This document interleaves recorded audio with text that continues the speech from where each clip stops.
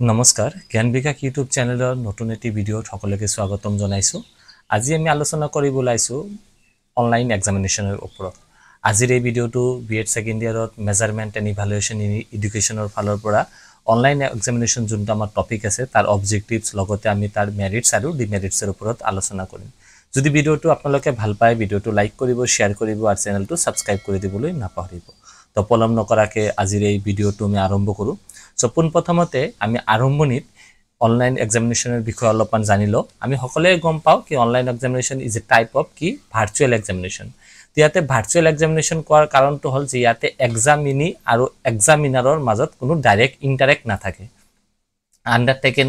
On a computer device, ডেস্কটপে হ'ব পাৰে, লেপটপে হ'ব পাৰে, ইউজিং দ্য ইণ্টাৰনেট। তাৰমানে অনলাইন এক্সামিনেশ্যন কি হয়, ইণ্টাৰনেটৰ জৰিয়তে ডেস্কটপ বা লেপটপৰ মাধ্যমতে লোৱা এক ধৰণৰ পৰীক্ষা।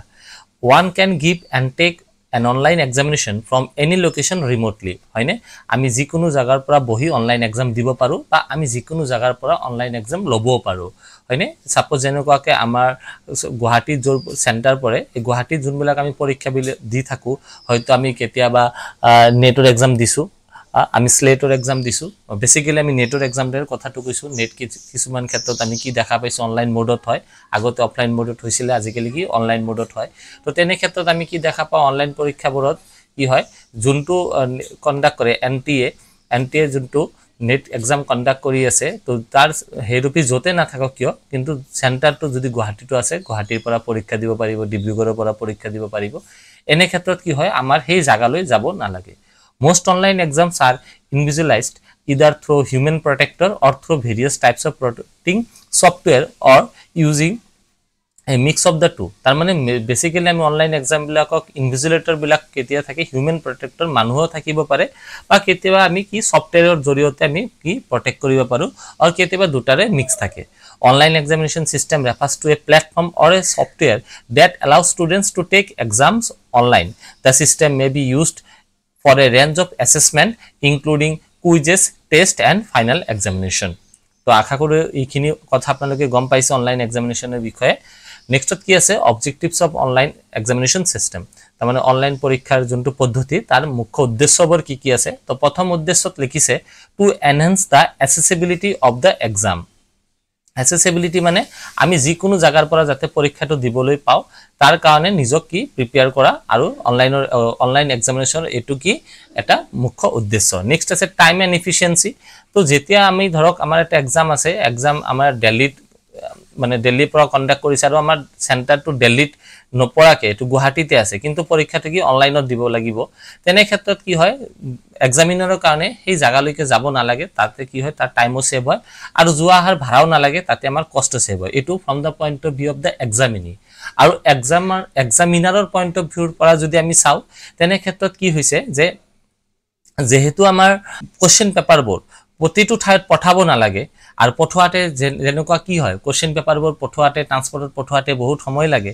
আৰু তাতে কি হয় খৰচো বেছি হয়। তো এক্সামিনাৰৰ পইণ্ট অফ ফালৰ পৰা কোশ্চেন পেপাৰটো কি হয় প্ৰিন্ট কৰিব নালাগে, তাতে আমাৰ কি হয় পইচাটো সেভ হয়, আৰু পঠাব নালাগে, নপঠোৱাৰ কাৰণে আমাৰ তাতে কি হয় টাইম সেভ হয়। নেক্সট আছে to secure the examination and maintain integrity. Integrity এক্সামৰ যোনটো আমাৰ মানে মেইন পাৰপাস, তাতে কি লাগিব আমাৰ কোনো ধৰণৰ যাতে আনফেয়াৰ মিন্স ইউজ নহয়, তাৰ ওপৰতো লক্ষ্য ৰাখি অনলাইন এক্সামিনেশ্যনটো বেসিক্যালি কি হয় কণ্ডাক্ট কৰা হয়। অনলাইন এক্সামিনেশ্যনত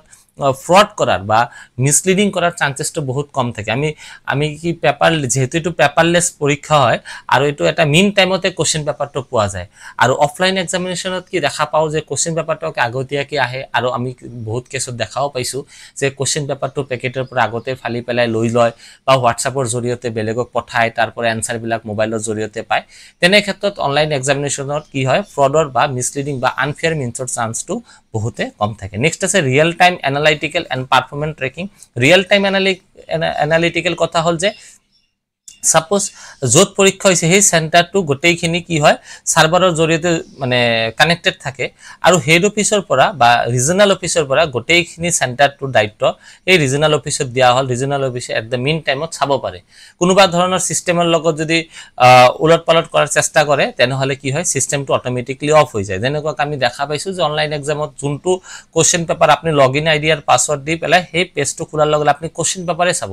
সেই সিস্টেমত আপুনি কোনো ধৰণৰ গুগল ব্ৰাউজাৰো খুলিব নোৱাৰে আৰু আপুনি যদি কোনো ধৰণৰ কমান্ড ইউজ কৰি পেলাই বা তাতে কোনো ধৰণৰ মানে ডুপ্লিকেসি কৰাৰ চেষ্টা কৰে তেনেহলে কি হয় এই সিস্টেমটো হ্যাক হৈ যায় বা বন্ধ হৈ যায় নেক্সটত কি আছে to create exam flexible and adaptable flexible মানে কি হৈছে যেহেতু অনলাইন এক্সামত কি হয় মানে স্টুডেন্ট বিলাকে এটা বিশেষ সেন্টাৰৰ পৰা পৰীক্ষা দিব পাৰে সেই কাৰণে ইয়াতে কি হয় ফ্লেক্সিবিলিটি টো বহুত বেছি থাকে আৰু অনলাইন এক্সামত কি হৈছে যে আমি এটা স্ক্ৰিনত এজন স্টুডেন্টে থাকিব আৰু সেই স্ক্ৰিনত জৰিয়তে কোশ্চেন পেপাৰ বিলাক এটা ঠাইৰ পৰা আন ঠাই যেনেকৈ সাপোজ আপোনাক ওমাৰ শীট দিছে এতিয়া ওমাৰ শীটত আপুনি এবাৰ যদি তাতে মানে টিক মাৰ্ক কৰি দিয়ে তেনেহলে আপুনি নেক্সট টাইম এটো গুছাব নোৱাৰে কিন্তু অনলাইন সিস্টেমত ধৰক আপোনাৰ যোনটো সিস্টেম আছে এ বি সি ডি আপুনি কোনোবা টিক মাৰ্ক কৰি দিলে কোনোবা অপচনত টিক মাৰ্ক কৰিলে আপুনি ইচ্ছা কৰিলে আনটিল ফাইনাল সাবমিটৰ আগতে আপুনি এটো কি কৰিব পাৰিব চেঞ্জ কৰিব পাৰিব সেই সিস্টেমটো ইয়াতে মানে দিয়া হৈছে নেক্সট টপিকত আছে আমাৰ এডভান্টেজেস অফ অনলাইন এক্সামিনেশন প্ৰথম এডভান্টেজেস আছে কনভিনিয়েন্স মানে সুবিধা তো ইয়াতে কৈছে this system provides A convenience to the students ছাত্র ছাত্ৰীৰ কাৰণে এটো এটা ডাঙৰ সুবিধা হয় as they can take the exam from anywhere at any time as long as they have access to computer or mobile device and an internet connection এখানে কৈছে ছাত্র ছাত্ৰীৰ কাৰণে কি হয়তো সুবিধা হয় যে ঘৰৰ ওচৰৰ পৰা বা নিজৰ হোম টাউনৰ পৰা কি হয় যিকোনো জাগাৰ পৰীক্ষা যোনবিলাক মানে পৰীক্ষাবোৰ অনলাইনত হয় সেই পৰীক্ষাবোৰ কি কৰিব পাৰে অ্যাটেম্প কৰিব পাৰে নেক্সট আছে ফ্লেক্সিবিলিটি কৈছে this system allows for flexibility in terms of the type of exam and the time duration of the exam it allows for the customization exam based of individual student needs আমি কি বা আমি shift বিলাক আমাৰ নিজৰ ইচ্ছামতে কেতিয়াবা কোনো এক্সামত চুজ কৰিব পাৰো আমি সেই হিসাবে আমি কি কৰিব পাৰো আমাৰ পৰীক্ষা বিলাকৰ টাইমিংটো আমি লব পাৰো নেক্সট আছে সিকিউৰিটি সো ইয়াতে আন এটা সুবিধাৰ কথা কৈছে সিকিউৰিটি কি হয় যেহেতু ইয়াতে অনলাইন এক্সামিনেশনত কি হয় আনফেয়াৰ মিন্সৰ চান্স কম মিসলিডিংৰ চান্স কম ফ্ৰডৰ চান্স কম এই কাৰণে ইয়াতে হাইলি সিকিউৰ এক্সাম হয় তো কৈছে যে this system offer better security measure than traditional paper based exam online exam can be password protected and the system can detect and prevent cheating such as using unauthorized material or collaborating with others tar pisot ki ase immediate feedback কৈছে this system can provide immediate feedbacks to students which allow them to review their performance and identify areas for the improvement তো আমি ইয়াতে দেখাবো যেতি আমি final submit কৰাৰ লগে লগে আমাৰ ইয়াতে কি আহিছে লগে লগে আমি কিমান এনসাৰ কৰিছো কিমান এনসাৰ আমি কৰা নাই হয়নে বা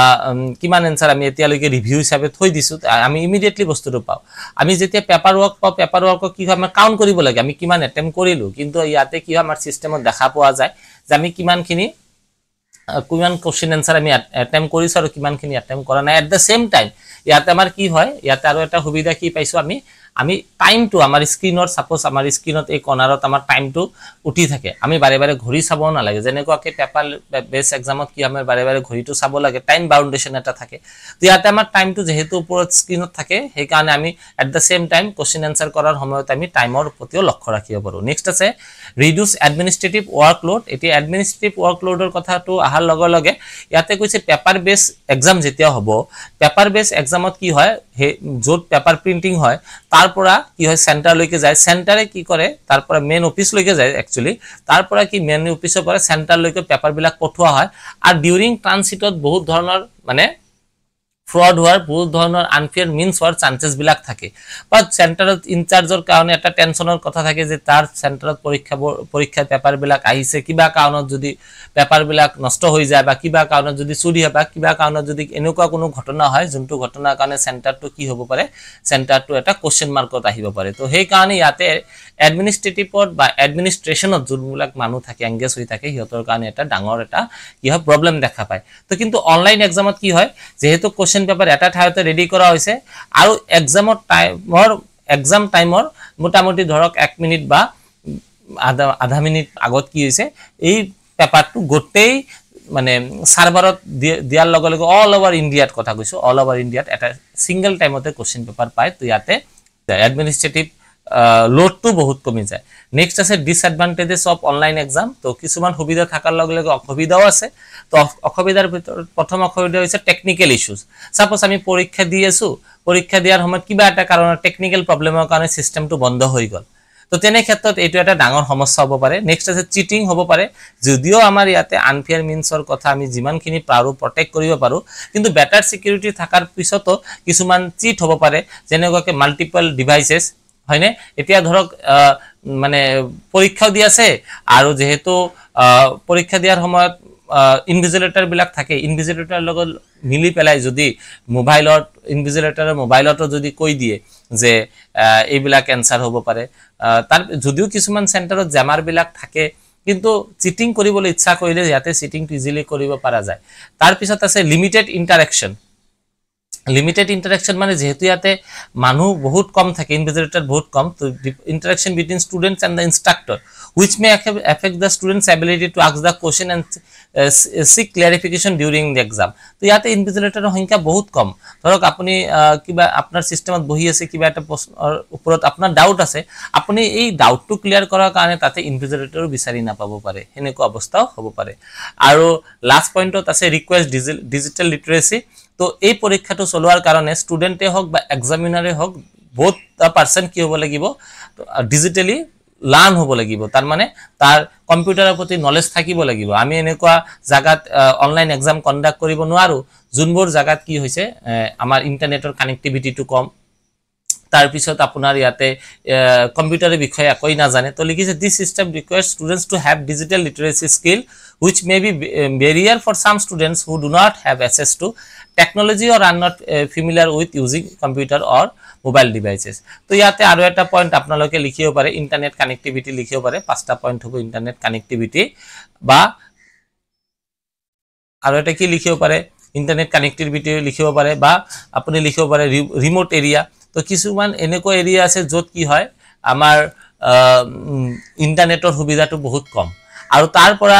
য'ত সেন্টাৰ হৈছে ডিসটেন্সটো বহুত বেছি তেনেকুৱা ক্ষেত্ৰত অনলাইন এক্সামিনেশনটো ইহঁতৰ কাৰণে এটা ডাঙৰ সমস্যা হ'ব পাৰে তো আশা কৰো এই ভিডিওটোৰ পৰা আপোনালোকে অলপ হলেও শিকিবলৈ পাইছে যদি ভিডিওটো ভাল পাইছে ভিডিওটো লাইক কৰিব শেয়াৰ কৰিব আৰু চেনেলটো সাবস্ক্ৰাইব কৰি দিবলৈ নাপাহৰিব থ্যাংক ইউ